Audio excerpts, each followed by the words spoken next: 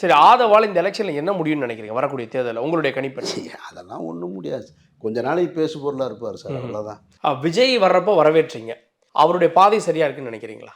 துவக்கம் சரியாக இருக்குது, அறிமுகம் சரியாக இருக்குது. தமிழக அரசியல் சூழ்நிலையை, மக்களுடைய மனநிலையை புரிஞ்சுக்கிட்ட ஒரு அரசியலாக இருக்குது. பயணத்து அடுத்தடுத்த கட்ட அவருடைய பயணம், செயல்பாடுகளை வச்சு தான் நம்ம முடிவு பண்ணணும். துவக்கமே தப்பா இருக்கு. 2 கொள்கைக்கு இடையில நிக்கிறாரு அப்படின்னு சீமான் சொல்றாரு. அது எனக்கு உடன்பாடு. அது அவருடைய கட்சி நிலைப்பாடு. தமிழ் தேசிய சிந்தனையாளர்கள், ஆதரவாளர்களுடைய நிலைப்பாடு. பெரும்பான்மை மக்களுடைய நிலைப்பாடு இல்லை. ஓ! திராவிடமும் தமிழ் தேசியம் என்பதை ஏற்கனவே இங்கே திமுக ஏற்றிருக்கு, அதிமுக ஏற்றிருக்கு, மதிமுக ஏற்றிருக்கு, விடுதலை சிறுத்தைகள் ஏற்றிருக்கு, கம்யூனிஸ்ட் ஏற்றிருக்கு, காங்கிரஸ் ஏற்றிருக்கு. அதில் இதுவும் ஏற்றுக்கிருச்சு. அப்படி தான் நம்ம பார்க்கணுமே தவிர, அந்த நிலைப்பாட்டில் ஒரே ஒரு எதிர்நிலைப்பாடை கொண்டவர்கள் தமிழ் தேசிய சிந்தனையாளர்கள், நாம் தமிழர் மட்டும்தான். அதனால் அவர் பெரியாரையும் அண்ணாவை, யார் பெரியாரையும் அம்பேத்கரையும் இங்கே ஒதுக்கி வச்சவங்க, அண்ணாவை ஒதுக்கி வச்சவங்க எந்த கட்சி ஒதுக்கியிருக்காங்க சொல்லுங்கள்? எந்த கட்சியும் ஒதுக்கலை. ஆனால் பெரியாரையும் அம்பேத்கரையும் அண்ணாவையும் ஒதுக்கி வச்சிருக்கிறது நாம் தமிழர் தான். அதனால் அது அவருடைய நிலைப்பாடு. அதனால் விஜய் அவர்கள் தமிழ்நாட்டு மக்களுடைய மனநிலை, இங்கே ஆன்மீகமும் இருக்கிறது, அதே நேரத்தில் பெரியாருக்குமான வரவேற்பும் இருக்கிறது, இங்கே சமூக நீதியும் இருக்கிறது, எல்லாமே இருக்கின்றத அம்பேத்கரையும் கொண்டாடுகிறார்கள். அம்பேத்கரை சாதிய தலைவராக பார்க்காமல் பொதுத் தலைவராக முன்னிறுத்துகிற அந்த பார்வை இருக்கு இல்லையா, அதுதானே. இப்போ விஜய் வர்றார் அப்படின்னா இந்த தேர்தலில் அவர் எந்த கட்சியினுடைய வாக்குகளை வாங்குவார்? விஜயனுடைய தாக்கம் எப்படி இருக்கும்னு நினைக்கிறீங்க? சார், அப்படி நம்ம ஜோசியமாக ஜாதகமாகலாம் சொல்ல முடியாது இல்லையா. பெரும்பான்மை இளைஞர்கள் சக்தி எம்ஜிஆர் அவர்களுக்கு பிறகு களத்தில் ரஜினிகாந்த் அவர்களுக்கு 96 கிடைத்த வாய்ப்பு. இப்போ கிடைச்ச இப்போ ஆன்மீக அரசியல் செய்யல, அது வேலைக்கு ஆகாது. 96 ஒரு வாய்ப்பு கிடைச்சிச்சு இல்லையா. அந்த 96 கிடைச்ச வாய்ப்பை அவர் தவற விட்டார். அதாவது நேரடியாக தேர்தல் அரசியலுக்கு வெற்றியோ தோல்வியோ பார்த்துருக்கலாம், நின்று ஒரு விளையாட்டு குரல் மட்டும் கொடுத்தாரு அப்போ திமுக. ஆமாம், அந்த போன்ற ஒரு வாய்ப்பு இப்போ விஜய் அவர்களுக்கு கிடைச்சிருக்கு. வேலை செய்கிறதுக்கு பெரும்பான்மையான லட்சக்கணக்கான இளைஞர்கள் இருக்காங்க, காசு கொடுக்காமலே வேலை செய்வோம். விஜயின் மீது கொண்ட பேரன்புல அதையும் தாண்டி பெண் வாக்காளர்களுடைய வாக்கு அவருக்கு இருக்குது. பெண்கள் ஒரு 20 வயசு 21 வயசு முதல் முறையாக வாக்காளர்களாக இருக்கக்கூடிய படிக்கிற மாணவிகளாக இருக்கட்டும், அவங்களுடைய வாக்கு, குடும்பங்களில் தன் வீட்டு பிள்ளையை போல விஜயை நினைக்கக்கூடிய வாக்கு இருக்குது. ஆனால் இதெல்லாம் எத்தனை சதவீதம்னு தெரியாது. இவர்கள் எல்லோருமே விஜயின் மீது ஒரு பேரன்பு கொண்டவர்களாக இருக்காங்க. அப்போ அவர்களுடைய வாக்குகளை சரியாக பெறுவதற்கு சரியாக கட்சியை கொண்டு போய் அவர்களிடம் சேர்த்து தன்னுடைய கொள்கைகளையும் சேர்த்து அவர்களை சந்தித்து செயல்பட வேண்டிய பொறுப்பு விஜய்க்கு தான் இருக்குது. அவருடைய செயல்பாடை வச்சு தான் நம்ம சொல்றோம். ஒரு அடிப்படை கட்டமைப்பு இருக்குது அப்படின்றது நீங்கள் சொல்லுங்கள். பெண் வாக்காளர் இருக்காங்க, உழைக்க கட்டமைப்பு இல்லை, வாக்காளர்கள் இருக்காங்க. இந்த வாக்கை பூரா வாக்கு வங்கிக்கு கொண்டு செலுத்த வேண்டிய கட்டமைப்பு தான் இப்போ தேவை. அப்போ ஏடிஎம்கே ஒருவேளை கூட்டணி அமைச்சா அந்த கட்டமைப்பு உதவாதா? ஏடிஎம்கேவும் தாவேக்காவும் கூட்டணி அமைச்சா ஆட்சி மாற்றமே ஏற்படலாம். ஒரு வாதத்துக்கு நம்ம வச்சுக்கிட்டா கூட அதான் சார் நடந்தது.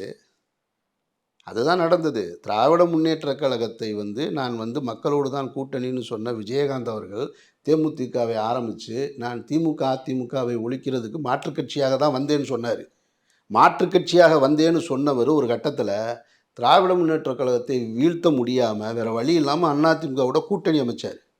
கூட்டணி அமைச்சு நாம் இப்போ சொல்கிறோமே 70 ஆண்டு கால பாரம்பரியம் உள்ள திராவிட முன்னேற்ற கழகம் எதிர்க்கட்சி அந்தஸ்தை இழந்தது. அப்போது அதிமுக ஆட்சி கட்டலுக்கு வருது, அதிகாரத்துக்கு வருது. இவர் அதிகாரப்பூர்வமான எதிர்க்கட்சியாக விஜயகாந்த் அவர்கள் வந்தார். அதனால் அது நடக்காதுன்னு சொல்ல முடியாது, அதுவும் நடக்கும். அப்போ அதிமுகவும் தாவேக்காவும் கூட்டணி அமைக்க கூட வாய்ப்பு இருக்குன்னு நினைக்கிறீங்க? நான் நினைக்கல. நடந்தால் பெரும்பான்மையாக நீங்கள் திராவிட முன்னேற்ற கழகத்தை வீழ்த்த முடியுமா? வீழ்த்தலாம். ஆனால் நீங்கள் அதிமுகவோட எந்த கொள்கையின் அடிப்படையில் கூட்டணி வைப்பீங்க? மக்கள் கேட்குற கேள்விக்கு நீங்கள் பொதுவெளியில் போய் பதில் சொல்லணுமே. முதல் தேர்தல் அந்த ரிஸ்க் அவர் எடுப்பார்னு நினைக்கிறீங்களா? எனக்கு தெரியல சார், அவர் என்ன ரிஸ்க் எடுக்க போகிறாருன்னு தெரியல சார். அவர் அறிக்கைகளின் மூலமாக அரசியல் கட்சியை சரியாக நடத்திக்கிட்டு இருக்காரு. 2 முறை வெளியே வந்திருக்கார். ஒன்று அவர்களுடைய ரசிகர்களை சந்தித்த மாநாடு, இன்னொன்று எல்லோருக்குமான தலைவர் புத்தக வெளியீட்டு விழா. இவ்வளவு வரைக்கும் தான் நம்ம அவருடைய அரசியலை பார்க்குறோம். இதுக்கப்புறம் அவர் என்ன செய்ய போகிறான்றதை இனிமே தானே நம்ம பார்க்க முடியும். இப்போ அதிமுகவோட ஒரு கூட்டணி வைக்கும் பொழுது அந்த கேள்வி எழுமா இல்லையா? யாரால் உங்களுக்கு பிரச்சனைன்னு பார்க்கணும். நீங்கள் திரைத்துறையில் நீங்கள் வெற்றிகரமாக போய்கிட்டு இருக்கும் பொழுது அவருக்கு இடர்பாடு பிரச்சனைகளை கொடுத்தவங்க யார், தொல்லைகளை கொடுத்தவங்கன்னா அதிமுகவினர் தான்.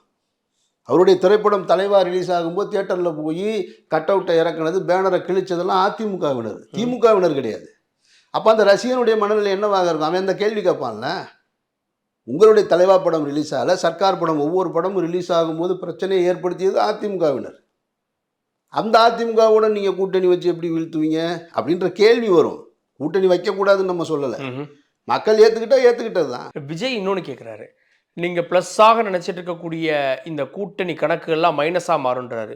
அவருடைய பார்வையில் இந்த கூட்டணி கட்சிகளால் தான் திமுக ஆட்சியில் இருக்குது. ஆமாம் சார், இந்த கட்சி மட்டும் இல்லை சார், இந்தியா முழுக்க அப்படி தான் இருக்குது.